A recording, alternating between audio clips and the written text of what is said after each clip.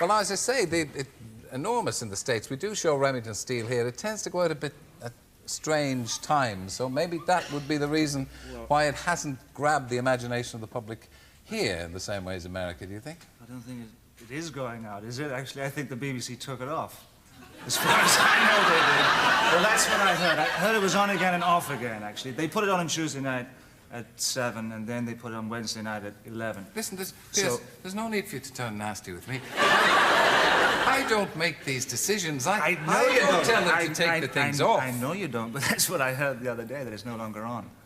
Oh, so, you're still making it, though? We're still making it, yes. Hence this growth here, see. We've just finished our third season back in the States. That's not a growth. That's not a growth. No. Yes, that's designer stubble you have there. It's designer stubble. Yeah. It's kind of like jacket. The jacket's got it as well. You don't wear that out in the street, do you, that jacket? No. Only on certain occasions. There's a class of the old Western about that. There is. Have any ambitions to turn into John Wayne or anything? No, none whatsoever. Although I was going to do a movie, actually, this year, but that never got off the ground. Yeah. And that was going to be a Western. That was going to be a... What happened to the Irish accent? The Irish accent? Yeah. Well, that comes and goes. It all depends on who I'm talking to. So by the end of this interview, I might be back into the brogue. I don't know.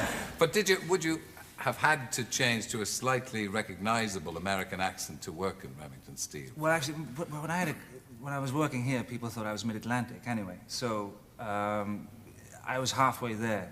Do you have any of the old Irish left? Because how old were you when you left Ireland? Well, yes, there's a little bit there. Yes, a little bit. I left actually now in '64.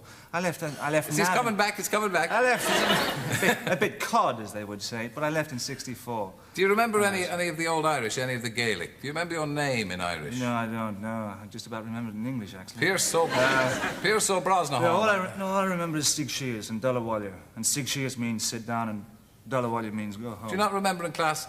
Will Cadagum Dullamach? No. I very rarely put my hand up. No, of course, because you were educated by the Christian Brothers. Christian Brothers, they are fierce fellows. Ah, fierce fellows, yeah. You put your hand up, you were very lucky to get it back. Really?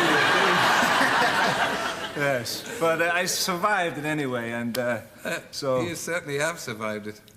By way of Navan and Wimbledon, and now the Hollywood Hills in L.A. That's a strange place. It's not a strange place. Well, we've had various reports of the Hollywood Hills and life there, but you enjoy it, don't you? I enjoy it, yes. I struck a vein of gold there. I was very fortunate. I was really lucky. I mean... you made a couple of small films. Or you had small parts in a couple of films here before you went, I know the one you're going to pick up, yes. I was in... It was a slow week that week, actually, and I got into 2 films. I got into a film called The Long Good Friday, and another one was called The Mirror Cracked with Elizabeth Taylor. I don't remember in The Long Good Friday. Was that a quick part? I was the gentleman killer. I was the killer. I pick the fellow up in the swimming baths, and then I stab him, and then I pop up at the end of the movie and I point at Mr. Hoskin's head. Yeah. You had to bend down to point to Mr. Hoskin. No, and the other one was I was being cradled on Liz Taylor's bosoms. It's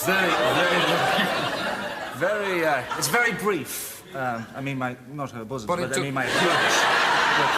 But it's just, she looks into my eyes and says, "Jamie, Jamie," and puts her head, and that was it. Oh. Anyway, since then... You're breaking out in a sweat at the very thought. I know. Since then, it gets very warm on here. Can I tell you this? It does. That's because it's live. Oh, yes, do. Really, yes. You've been very careful about under the arms and everything, have you? No, I don't know about that, but... One has to be careful these days. Yes. It does. Get a little close. A little bit of velvet. That's the roar of the greasepaint and the smell of the crowd, you know. Yeah, you always had the ambitions to do the acting. Not really, no. It came out of the blue, actually. I left school and I was a commercial artist. And I went into the studio one day and I was talking to a fellow colleague and about acting, and he said, well, I go to this place called the Oval House Theatre Club. And that was back in the late 60s. At that time, the experimental theatre was really blooming. And you weren't one of those idiots who walked around the street acting in the street or anything. Yes, I did that. I did that, no, yes. I did that. I did fire eating. I was a fire eater for 2 weeks in the Hoffman Circus. You wouldn't try that now with the beard, I'd say. No, I did it on the show, actually. I did it on Remington Steele one night and nearly blew myself up. So I did it. That's how really I got smitten by acting. I used to go down to the theatre club every Tuesday night and Wednesday night, and then eventually it became every night. And eventually I gave up commercial art and joined a theatre company, and we got an Arts Council grant and went up and down the country, and then decided that I wanted to go legitimate, and then I trained at a great drama school. Whatever happened to that ambition to go legitimate? But never mind that. But the final question is a rather worrying one for me, because I've made it perfectly clear to old Cubby, hi Cubs, that I am available for the James Bond thing, and now I understand that you are the front runner. I don't know anything about that. Now, don't start. That's a wicked rumor, really. I mean, that's quite something. It's fabrication by the press back there in the U.S. I mean, it's... Have you never been... Has Cubby not sidled up to you at a party and said, hey, kid, Cubby hasn't like to be anything James of the Bond? sort, no. No? No. Well, I shall peruse and indeed pursue the matter further, because we hope to have the present incumbent Roger Moore along with us very shortly, and I shall find out, and we'll probably get a picture of you and throw darts into it. Good, well, I'm sure he'd know better. But in the meantime, it's great to see you. Thank you. Nice to meet you. Go home. Do you not remember in class, Will Cadogan Dullamock? No. I very rarely put my hand up. No, of course, because you were educated by the Christian Brothers. Christian Brothers, they were fierce fellows. Fierce fellows, You put your hand up, you were very lucky to get it back. Really? Yes, but I survived it anyway, and so... You certainly have survived it. By way of Navan and Wimbledon, and now the Hollywood Hills in L.A. That's a strange place. It's not strange bad. place. Well, we've had various reports of the Hollywood Hills and life there, but you enjoy it, don't you? I enjoy it, yes. I struck a vein of gold there. I was very fortunate. I was really lucky. I mean... you made a couple of small films, or you had small parts in a couple of films here before you went in. Yeah, I know the one you're going to pick up, yes. I was in... It was a slow week that week, actually, and I got into two films. I got into a film called The Long Good Friday, and another one was called The Mirror Cracked with Elizabeth Taylor. I don't remember you in The Long Good Friday. Was that a quick part? I was the gentleman killer.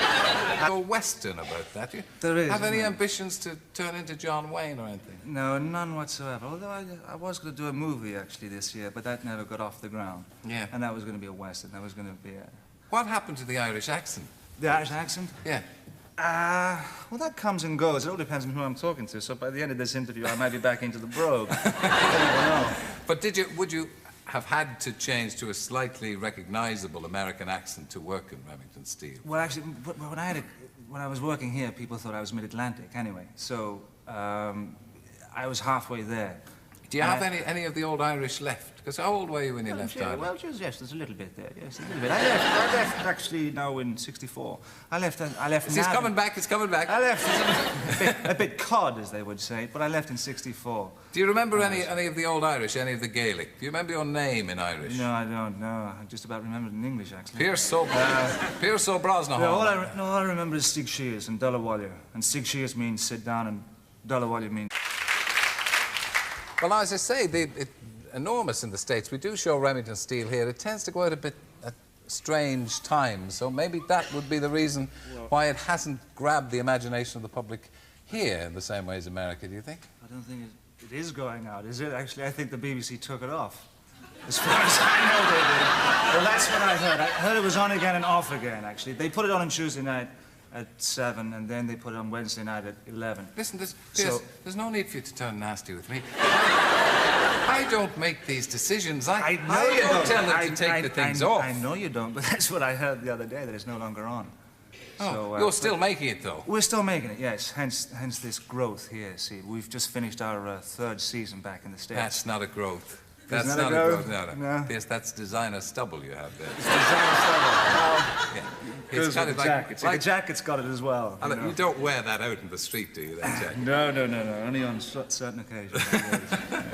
There's a class of the... I was the killer. I pick the fellow up in the swimming baths, and then I stab him, and then I pop up at the end of the movie and I point at Mr. Hoskin's head.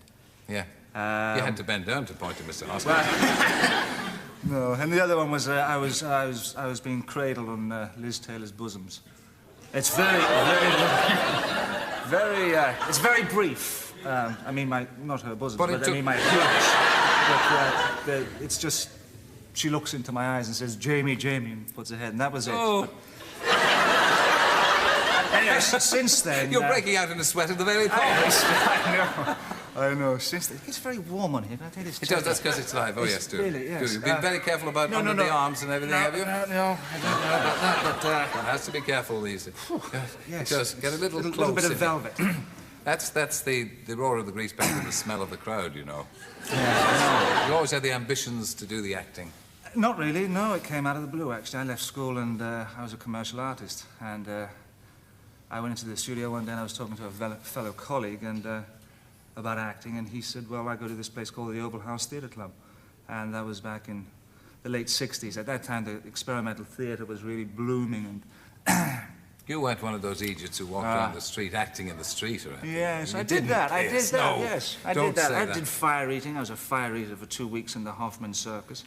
You wouldn't try that now with the beard, I'd say. No, I did it on the show, actually. I did it on Remington Steele one night and nearly blew myself up. So I did it. That's how really I got smitten by acting. I used to go down to the theatre club every Tuesday night and Wednesday night, and then eventually it became every night. And eventually I gave up commercial art and joined a theatre company, and we got an Arts Council grant and went up and down the country, and then decided that I wanted to go legitimate, and then I trained at a great drama school. Whatever happened to that ambition to go legitimate? But never mind that. But the final question is a rather worrying one for me, because I've made it perfectly clear to old Cubby, hi Cubs, that I am available for the James Bond thing, and now...